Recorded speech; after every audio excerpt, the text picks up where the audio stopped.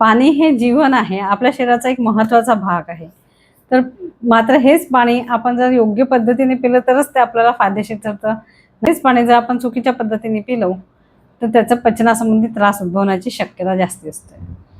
तर पाणी पिण्याचे नियम कसे आहेत? सकाळी आपण उठतो, त्यानंतर फ्रेश होतो, नंतर व्यायाम करतो.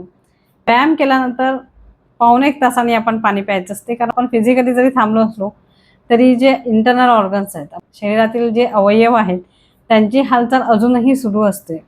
अशा वेळेला जर आपण लगेच पाणी पिलं तर इनडायजेशन होतं.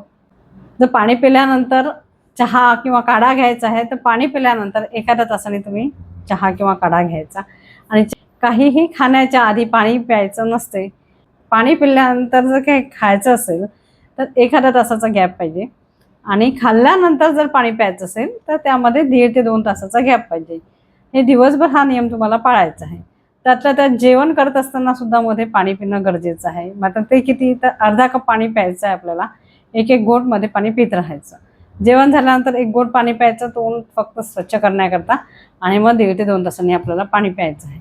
अशा प्रकारे पाणी पिण्याच्या नियमाचं जर तुम्ही पालन केलं तर त्यामुळे पचनतंत्र सुरळीत राहतं. त्याचबरोबर वजन कमी करायचं असेल तर पिण्याकरता कोमट पाण्याचा वापर करायचा आहे. मात्र ज्यांना ॲसिडिटीचा त्रास आहे अशा लोकांनी गरम पाण्याचा वापर न करता हलकंसं कोमट पाणी पिण्याकरता थंडीच्या दिवसांमध्ये वापरलं तर त्याचा जास्ती फायदा दिसून येतो.